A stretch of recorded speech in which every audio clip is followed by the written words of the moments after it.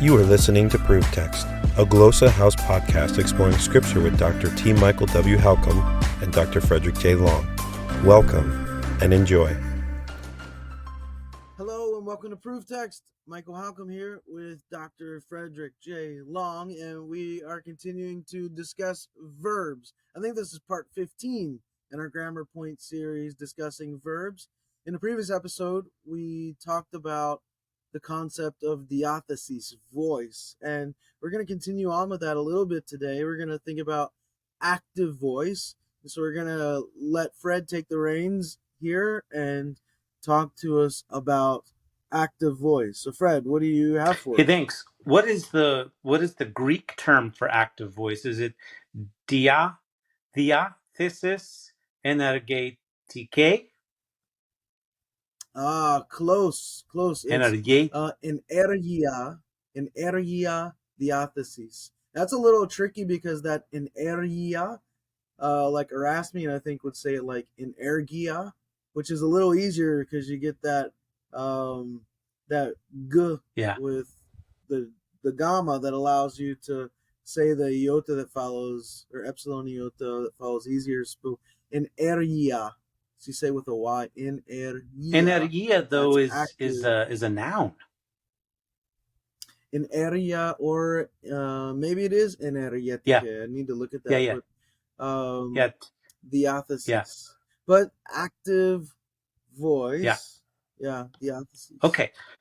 Good point. Yeah. So active voice is when the subject is doing or performing the action. So the subject is marked grammatically as nominative. The verb ending itself can convey the subject as a he, she, it, or I, or we. In English, they, you.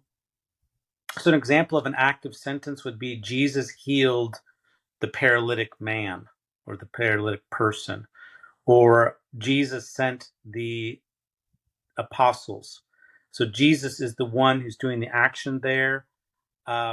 It's really just as simple as that, is that the subject is doing the acting. That is the active voice. And so it's a direct style. When I teach postgraduate students how to write, or doctoral students, sometimes they get into a passive voice kind of construction.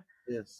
They're saying things kind of indirectly. That's me all day, every day. Yeah, they're saying things indirectly using passive voice, like rather, like it should be said that. It should be said. That's kind of like a passive voice. No, I should say, or I need to say. That's an active construction where the I is directly doing it rather than referring to something else. I want to piggyback on that. I think there are a couple reasons for that.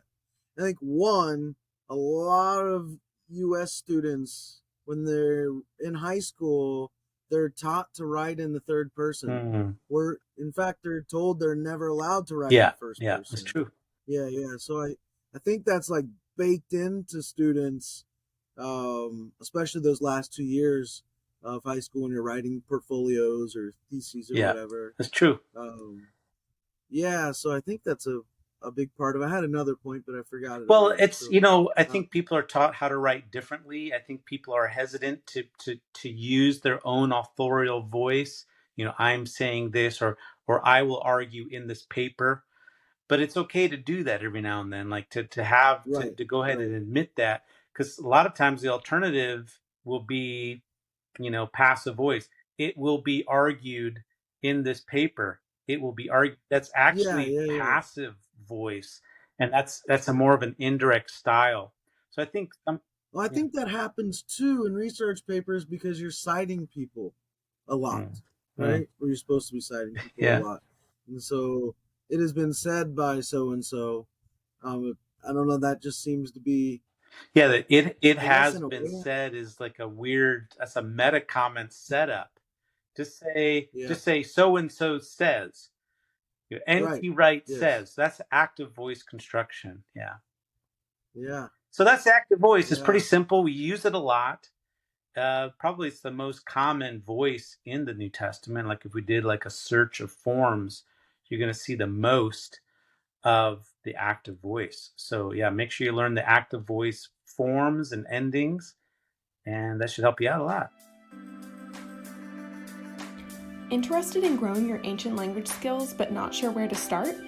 Glossa House can help. From illustrated readers and short stories to lexicons and grammars, Glossa House offers a variety of resources for beginning, intermediate, and experienced ancient language learners. Head to glossahouse.com today.